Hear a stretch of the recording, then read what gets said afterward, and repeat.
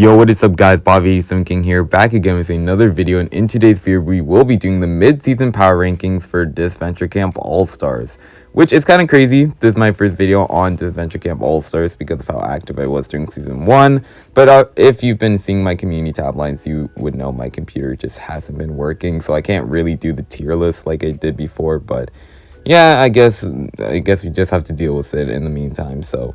yeah, we'll be just doing a season review and also just talking about how likely everyone is to win the game. So yeah, let's just get to it. Honest thoughts about the season so far. I honestly really do like this season. Again, I understand why a lot of people would say, oh, the season 2 characters are getting pushed to the side. But it's like characters like James, you could even debate Alec, already have completed arcs and they don't really need to make it much further. I also do feel like the humor for the season has been really strong, with characters like Fiori, and even Tom being extremely funny in my opinion. Again, I do feel like the challenges as well have improved drastically, to where I feel like the challenges also provide a lot of comic relief moments, with the rolling the ball challenge, the ocean challenge, just providing a lot of great moments in my opinion. Again, this could be biased because the last season I just watched of like anything Toll Drum related was Reboot Season 2, which obviously, look at my community tab lines to see my opinion about that, because I do not like the season at all, and once I have enough time, I will talk about it. But yeah, overall, this season has just been incredible, and let's just talk about the people who already were booted. Starting it off with James, who obviously, if you've seen any of my videos, you would know that I do love James. I think overall, James is probably around my top 10, including Toll Drama, including Next Generation. I just think James is such an interesting character, such an entertaining character as well. Is he a good player? Not really, he's very messy, but still, I love James in general. It sucks that he went home so early, but I understand why, but he served his purpose. Moving on, we do have Lake, which obviously does suck. Lake is a very likable character. I don't really know if she's one of my all-time favorite characters, but I do really like Lake in general.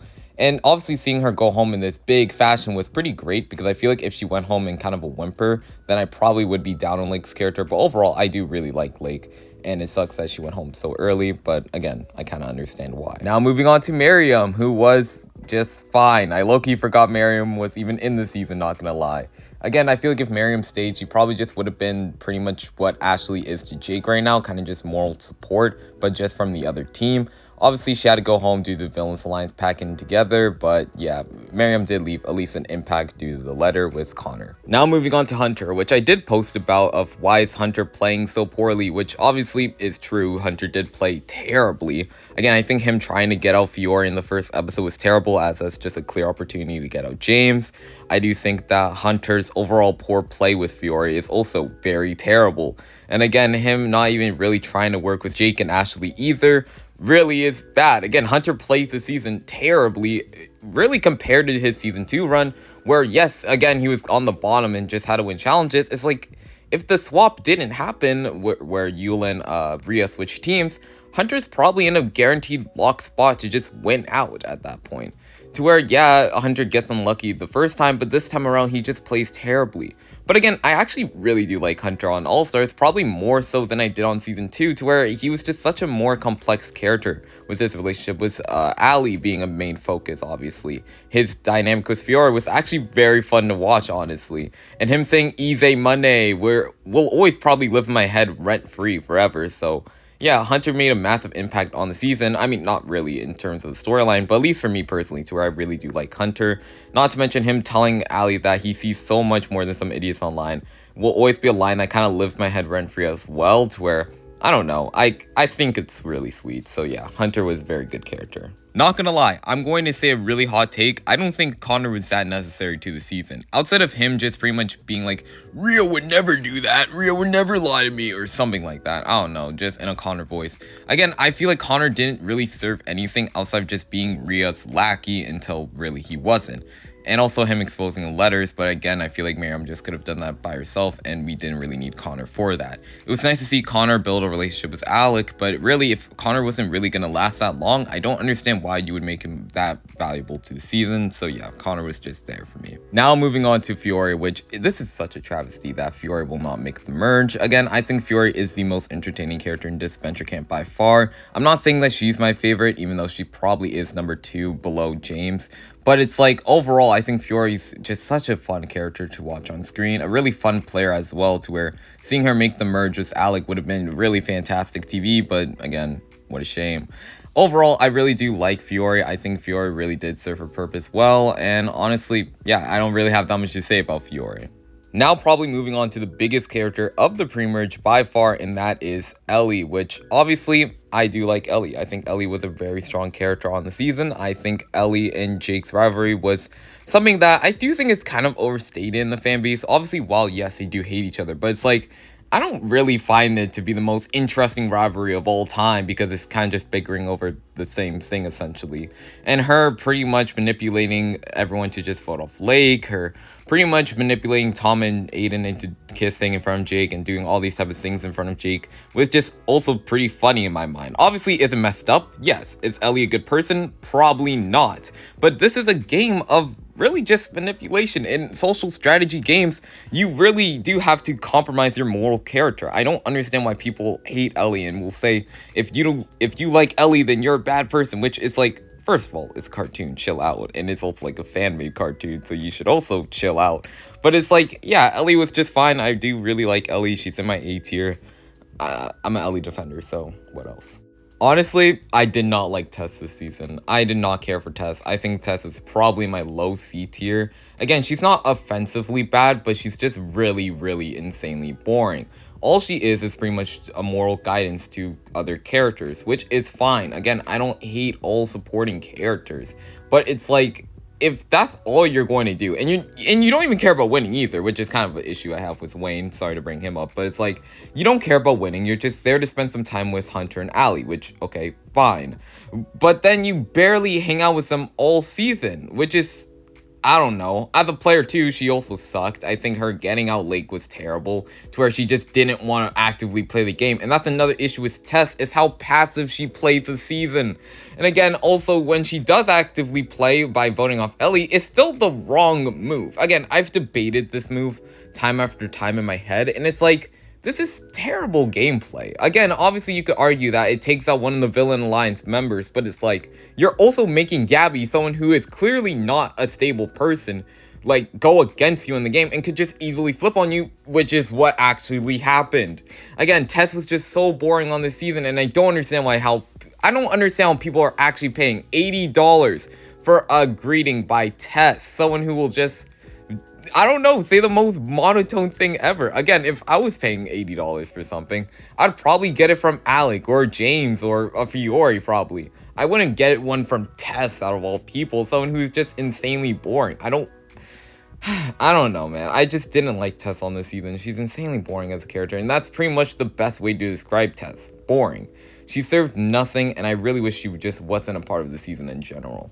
Alright, now it's time for the real meat and potatoes of this video, ranking every single character left in the game by their chances to win, least likely to most likely, and at the very bottom, the person who I think has 0% chance of winning the season. I mean, I think everyone can agree it's Yule.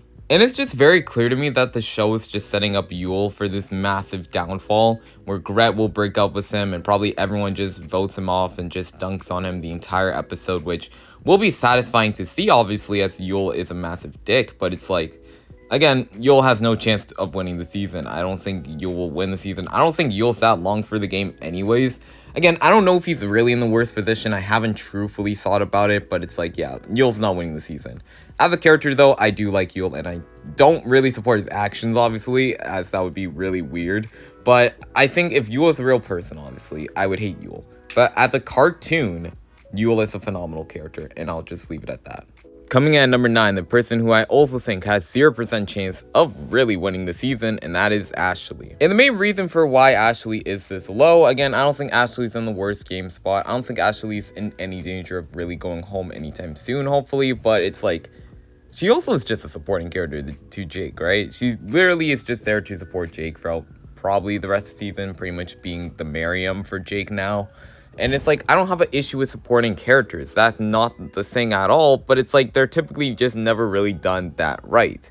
Again, when you look at someone like a Wayne, you look at someone like a Beth, I do think Ashley's obviously the best out of the three, but it's like she still is kind of mid, which does suck, obviously, as again, I do really like Ashley, and I really do like her and Will, but it's like, she's just been fine on the season, so yeah.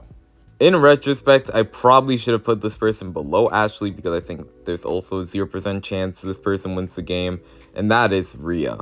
And I just honestly feel like Riya's a character who, at this point, is kind of just cooked. I feel like there's not much you can do with Riya at this point. She wants to be a mean person. That's who she is at this point, at her core.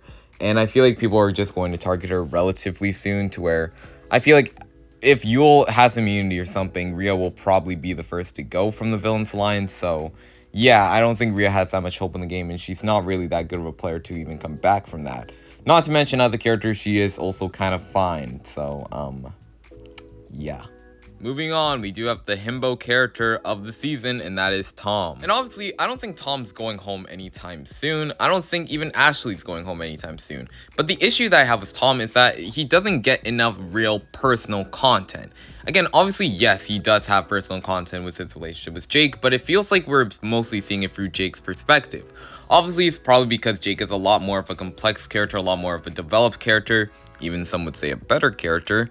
Again, I just feel like with Tom, it's just like Tom is kind of like the prize for Jake, essentially, instead of both of them just being the prize for each other, which obviously I know that the show's probably going to try to balance it more, but it's like, I feel like Jake is obviously the character that I think would probably win over Tom, so yeah, Tom is here. The next two characters that we will be talking about are pretty much interchangeable, and the next person that we will be talking about is Ellie. And I do think there's a chance Ellie could win the season as like a pretty solid, satisfying winner. Again, she isn't really that annoying this time around, and she isn't really boring this time around.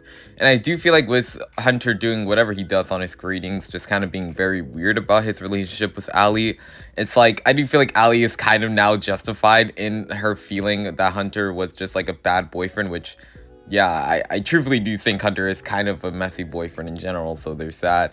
And it's like, yeah, I mean, I could talk about more if I want to, but I probably just won't for the sake of this video not being like 20 minutes long. But it's like, I do feel like they should have broken up, or at least like took a break on their relationship, so I don't know, there's that. Ellie has just been pretty fun on this season. Moving on, at number 5, we have a character who is really serving no real purpose at this point and kind of just being dragged along because he's one of the faces of Disventure Camp, and that is Aiden. I think Aiden has just been a pretty okay character this season. Again, I don't really have that much of an opinion on him. I don't think he should make it too deep into the season just because he's not really serving that much. Overall, I mean, yeah, he's there, but it's like mainly just because of the Tom and Jake stuff, and he's kind of just foil for that, which, I mean, it's fine, but it's like, I don't think Aiden has much of a chance to really win the season. Alright, coming in at number 4, we have a character whose arc is finally starting to begin, but just due to the fact that this character is really this character, I mean, it's hard to take it very seriously, and that's Gabby. And obviously, Gabby just had this big moment of voting off Tess, getting rid of one of the people who voted off her girlfriend, and now she probably will be targeting Tom or Aiden. But it's like, she's still Gabby at the end of the day. She still is very Izzy-coded. It's hard for me to believe that a character like that could actually win Total Drama or Disventure Camp or whatever you really want to say. Again, I just feel like it's going to be very tough for me to believe Gabby will win unless we get more personal content from Gabby, which obviously we have gotten, but it's just like, I don't know. I'm just not really feeling it with Gabby. I don't think she's going to win the season, so yeah, she's here. Coming in at number 3 is a character who I actually didn't think had a chance to win the season, but I'm really glad that they do have a chance, and in my opinion, I think that they would be probably the most satisfying winner. Am I biased? Yes, obviously, but that is Alec. And I do think out of all the villains in like the Villains Alliance, I do think Alec might be one of the last people targeted, even though he should be one of the first, because he's probably the most strategically minded out of all of them combined. And I do feel like Alec is someone who is just always going to be at least decent in challenges, so at least there's that. And overall, Alec has been getting a pretty consistent edit on the show. I mean, the last few episodes he's been kind of more of a dick, but it's like, it's a pretty endearing type of way, honestly, to where it's like, I don't really understand if someone will hate Alec. Again, is he a good person? No, but it's like, whatever, who really cares? It's a cartoon. And also, Alec is just a very likable character in general, to where I feel like out of all the villains, if he were to win, it would be pretty satisfying. So yeah, Alec is here at number 3. Coming in at number 2, we do have someone who is finally going to start getting an arc probably relatively soon, and that is Grett. And I feel like the reason why I have Grett higher than someone like a Gabby, someone who's also going to get an arc too, is just because I feel like Grett is a more down-to-earth character and a more, not really satisfying to watch, but I feel like a more realistic storyline to where I feel like we've all been in a toxic relationship or whatever, where our partner was just really terrible to us, to where I feel like a lot of people could relate to Grett and see themselves in Grett, and then seeing Grett win would be pretty satisfying. As a game player though, I do feel like Grett's in a kind of spot. I don't think she'll be targeted relatively soon. I feel like that's going to be probably a Yule or Riya, but it's like, yeah, honestly, I do think Grett has a pretty good chance to win the season. She's at number 2.